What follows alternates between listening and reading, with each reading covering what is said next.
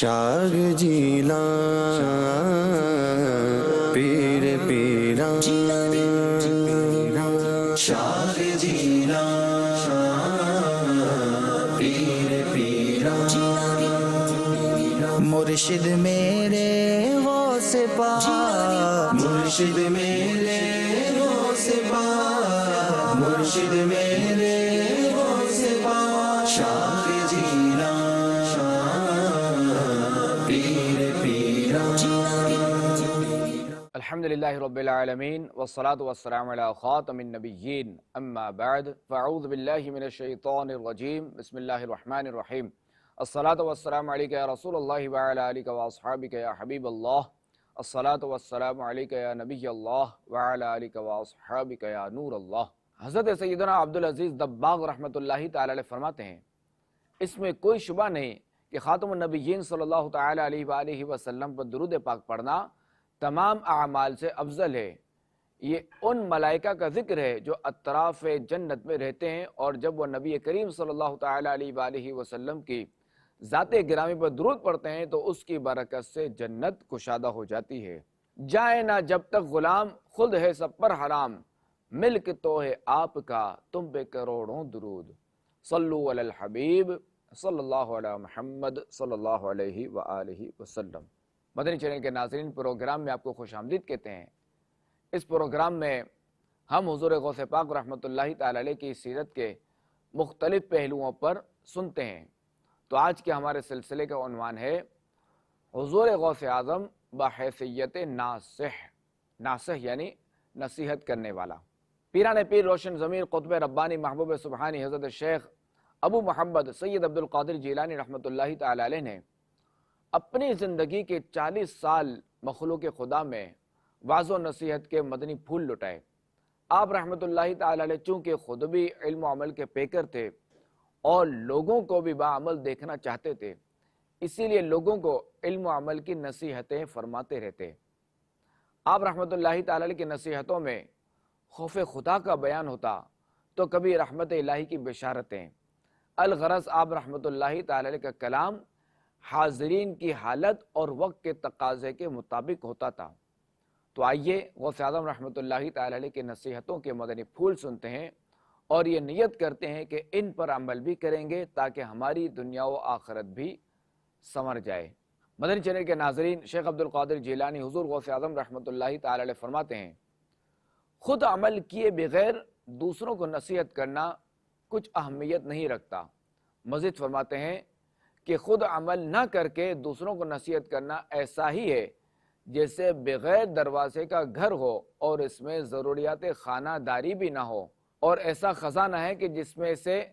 کچھ خرچ نہ کیا جائے، اور یہ ایسے دعوے کی طرح ہے کہ جس کا کوئی گواہ نہیں۔ ان نصیحت بھرے پھولوں کو سمجھانے کے لیے ایک مثال عرض کرتا ہوں تاکہ بات اچھی طرح سے واضح ہو جائے اور سمجھ میں آ جائے۔ اگر کسی ڈاکٹر کے پاس ہر بیماری کی اچھی سے اچھی دوا موجود ہو اور دوسرے لوگ اس سے فائدہ بھی اٹھاتے ہوں، مگر جب خود یہ ڈاکٹر کو وہ مرض لاحق ہو تو لاپرواہی سے کام لیتا رہے اور بالآخر جان سے ہاتھ دھو بیٹھے، تو ایسے شخص کو بے وقوف ہی کہا جائے گا۔ بالکل اسی طرح جو لوگ دوسروں کو تو گناہوں سے بچنے اور نیکیاں کرنے کی نصیحت کرتے ہیں مگر خود عمل کی کوشش نہیں کرتے تو وہ بھی سراسر نقصان میں ہیں، اور یہ بات خاتم النبیین صلی اللہ تعالی علیہ وآلہ وسلم نے ہمیں سمجھائی ہے۔ جیسا کہ خاتم النبیین صلی اللہ تعالی علیہ وآلہ وسلم نے ارشاد فرمایا کچھ جنتی لوگ جہنمیوں کی طرف جائیں گے تو ان سے پوچھیں گے تم جہنم میں کس وجہ سے داخل ہوئے، حالانکہ اللہ کی قسم ہم تو تمہاری ہی تعلیم سے جنت میں داخل ہوئے ہیں۔ تو وہ کہیں گے ہم جو بات کہا کرتے تھے اس پر خود عمل نہیں کرتے تھے۔ اچھا، یہ عرض کرتا چلوں کہ اس کا مطلب یہ نہیں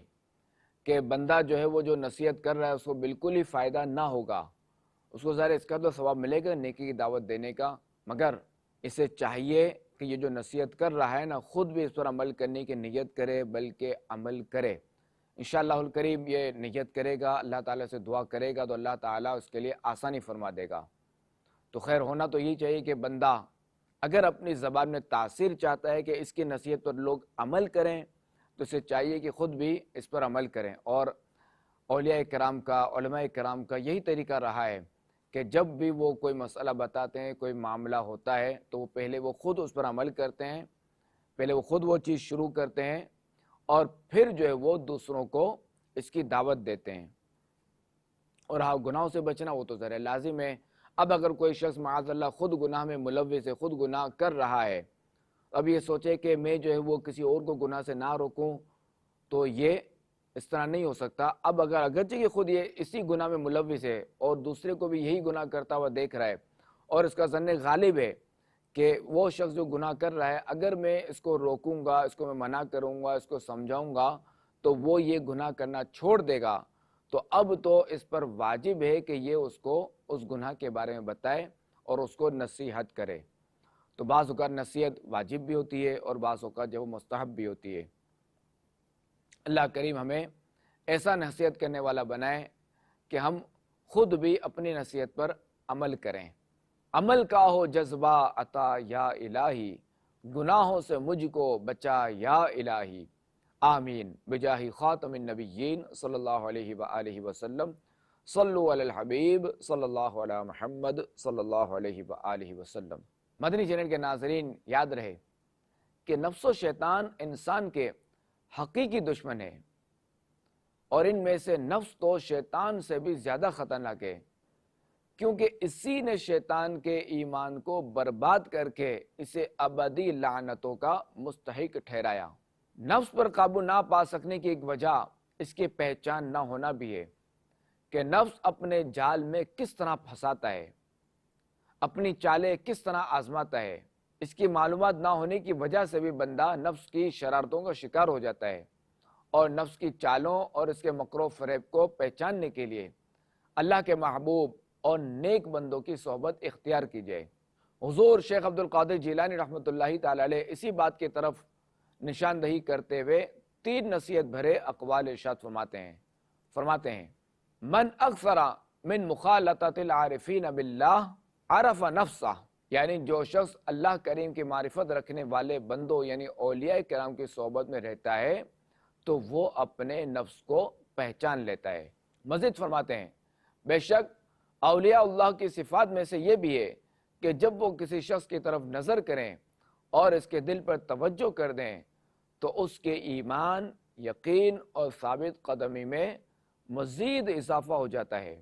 حضور غوث پاک رحمۃ اللہ تعالی علیہ خواب غفلت سے بیدار کرتے ہوئے فرماتے ہیں اے اللہ کے بندے، اپنی امیدوں کے چراغ گل کر، یعنی اپنی امیدوں کے جو چراغ ہے نا، لمبی امیدیں، یہ اس چراغ کو بند کر دو، یعنی لمبی امیدیں چھوڑ دو. اپنی حرص کی چادر کو لپیٹ، یعنی اپنی جو حرص ہے نا اس کو ختم کرو،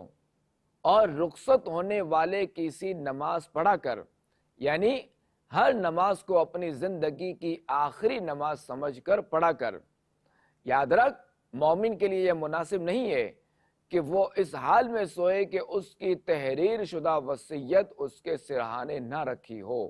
تو یا عاشقان غوث اعظم، ہمارے شیخ عبد القادر جیلانی رحمۃ اللہ تعالی علیہ ہمیں یہ احساس دلا رہے ہیں کہ موت کسی بھی وقت آ سکتی ہے، اس لیے بندہ ہر دن کو اپنا آخری دن، ہر نماز کو اپنی آخری نماز اور ہر نیند کو اپنی آخری نیند سمجھے. مدنی چینل کے ناظرین، فکر آخرت سے غافل لوگوں کو تنبیہ کرتے ہوئے حضور غوث اعظم رحمۃ اللہ تعالی علیہ ارشاد فرماتے ہیں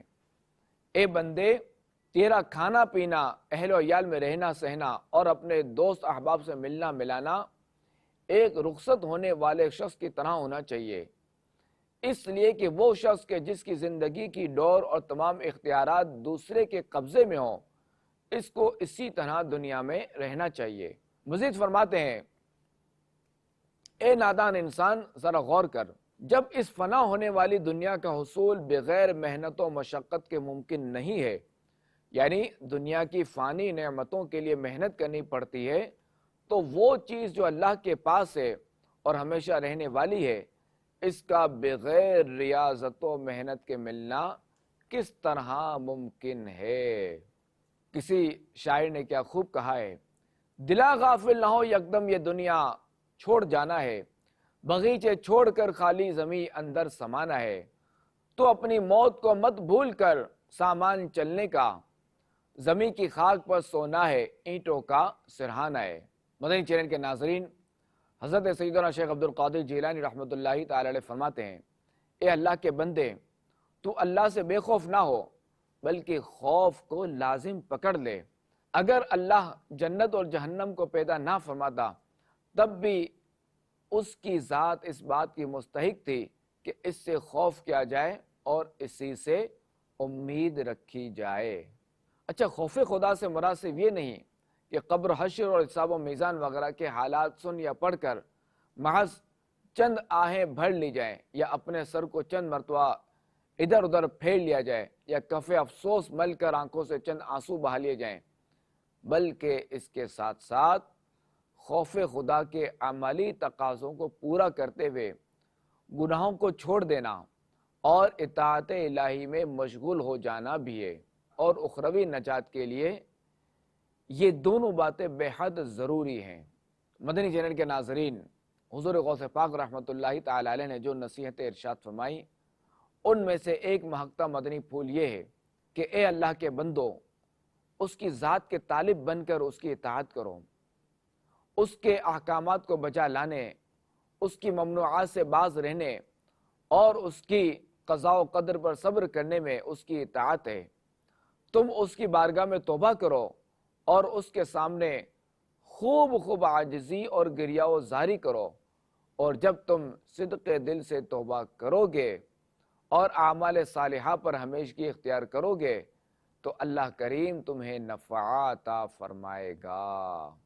مدنی چینل کے ناظرین، پیروں کے پیر روشن ضمیر شیخ عبدالقادر جیلانی رحمۃ اللہ تعالی علیہ فرماتے ہیں، اے مسلمانوں، جب تک زندگی کا دروازہ کھلا ہے اس کو غنیمت سمجھو، ان قریب وہ تم پر بند کر دیا جائے گا۔ جب تک نیک عمل کرنے کی قدرت رکھتے ہو اس کو غنیمت سمجھو، اور توبہ کے دروازے کو غنیمت سمجھو کہ جب تک وہ کھلا ہوا ہے اس میں داخل ہو جاؤ۔ اے عاشقان غوث اعظم، روز بروز اٹھتے جنازے اور آئے دن رونما ہونے والے عبرتناک واقعات ہمیں خبردار کرتے اور جھنجھوڑتے ہوئے موت سے پہلے حیات کو غنیمت جاننے کی صدا دے رہے ہیں، مگر اس پر وہی کان دھرتا ہے جسے آخرت کی بہتری کی فکر ہوتی ہے۔ اور آئے دن موت سے ہمکنار ہونے والوں میں جوان، بوڑھے اور بچے بھی ہوتے ہیں کہ موت کسی کی عمر اور مرتبہ نہیں دیکھتی، کسی نادار اور مالدار کی پرواہ نہیں کرتی، اور کسی کی مشغولیت یا فرصت کو خاطر میں نہیں لاتی۔ موت سانسیں پوری ہو جائیں تو گھڑی بھر میں قبر کے حوالے کر دیتی ہے، لہٰذا زندگی کو غنیمت جانتے ہوئے آج ہی گناہوں پر نادم ہو کر سچی توبہ کیجیے، اور اگر پھر گناہ کر بیٹھیں تو پھر توبہ کر لیجیے۔ پارہ 6 سورہ مائدہ کی آیت نمبر 39 میں ارشاد ہوتا ہے، فَمَن تَابَ مِن بَعْدِ ظُلْمِهِ وَأَصْلَحَ فَإِنَّ اللَّهَ يَتُوبُ عَلَيْهِ إِنَّ اللَّهَ غَفُورٌ رَحِيمٌ۔ تو جو اپنے ظلم کے بعد توبہ کرے اور سمر جائے تو اللہ اپنی مہر سے اس پر رجوع فرمائے گا، بے شک اللہ بخشنے والا مہربان ہے۔ مدنی چینل کے ناظرین، حضور غوث پاک رحمۃ اللہ تعالی علیہ فرماتے ہیں، مومن کو چاہیے کہ پہلے فرائض و واجبات ادا کرے، پھر سنتوں میں مشغول ہو، اس کے بعد نوافل کی طرف توجہ کرے۔ فرائض نہ پڑھنا اور سنن و نوافل میں مصروف ہونا حماقت اور رعونت ہے۔ اگر فرائض چھوڑ کر سنن و نوافل بجا لائے گا تو نہ مقبول ہوں گے بلکہ اس سے ذلیل کیا جائے گا۔ اس آدمی کی مثال اس شخص کی سی ہے جسے بادشاہ اپنی خدمت پر مأمور کرے لیکن وہ اسے چھوڑ کر اس کے غلام کی خدمت میں مشغول ہو جائے۔ مدنی چینل کے ناظرین، غوث پاک رحمۃ اللہ تعالی علیہ فرماتے ہیں، جو شخص بیداری کے بجائے نیند کو اختیار کرے وہ نہایت ادنا اور ناقص چیز کو پسند کرتا ہے۔ نیند چونکہ موت کی بہن ہے اس لیے وہ تمام مصلحتوں سے بے خبر ہو کر مردوں سے ملنا چاہتا ہے۔ اللہ کریم نیند سے پاک ہے کیونکہ وہ تمام نقائص سے پاک ہے۔ ملائکہ بھی بارگاہ رب العزت کے قریب ہونے کی وجہ سے نیند سے دور ہیں، نیز جنتیوں پر بھی نیند طاری نہیں ہوگی۔ سب بھلائیاں بیداری میں اور سب برائیاں اور مصلحتوں سے بے خبری نیند میں ہے۔ تو جو شخص اپنی خواہش کے مطابق ضرورت سے زیادہ کھانے پینے اور نیند میں مصروف رہے گا تو اس کے ہاتھ سے بہت سی بھلائیاں نکل جائیں گی۔ دن لہو میں کھونا تجھے، شب صبح تک سونا تجھے، شرم نبی خوف خدا یہ بھی نہیں وہ بھی نہیں۔ 11ویں والے پیر شیخ عبد القادر جیلانی رحمۃ اللہ تعالی علیہ فرماتے ہیں کہ دنیا و آخرت کی بھلائی میں سے جس چیز کی ضرورت ہو اس کا سوال کرو، جبکہ وہ چیز حرام یا باعث فساد نہ ہو، کیونکہ اللہ تبارک و تعالی نے تمہیں دعا مانگنے کا حکم دیا ہے اور اس کی ترغیب دلائی ہے۔ قرآن پاک میں ارشاد باری تعالی ہے، ادعونی استجب لکم، مجھ سے دعا کرو میں قبول کروں گا، واسأل اللہ من فضلہ، اللہ سے اس کا فضل مانگو۔ تو مدنی چینل کے ناظرین، شیخ عبد القادر جیلانی رحمۃ اللہ تعالی علیہ نے ہمیشہ اپنے فرامین مبارکہ کے ذریعے اپنے نانا جان رحمت عالمیان صلی اللہ تعالی علیہ وآلہ وسلم کی پیاری امت کی اصلاح و تربیت فرمائی۔ آپ رحمت اللہ تعالی علیہ نے نیک لوگوں کو نیکیوں کی راہ پر گامزن رہنے، جبکہ گناہ گاروں اور دنیا داروں کو دنیا کی محبت چھوڑ کر عشق حقیقی کے جام پینے کا درس دیا۔ آپ رحمت اللہ تعالی علیہ کے نظر ولایت اور فرامین عالیہ سے کئی افراد راہ راست پر آ گئے۔ اللہ کریم سے دعا ہے کہ ہمیں بھی حضور غوث اعظم شیخ عبد القادر جیلانی رحمۃ اللہ تعالی علیہ کی نصیحتوں پر عمل کرنے کی توفیق عطا فرمائے، آمین بجاہ خاتم النبیین صلی اللہ علیہ وآلہ وسلم۔ صلو علی الحبیب صلی اللہ علی محمد صلی اللہ علیہ وآلہ وسلم۔ شاہ جیلان پیر پیران، شاہ جیلان پیر پیران، مرشد میرے غوث پاک، مرشد میرے غوث پاک، مرشد میرے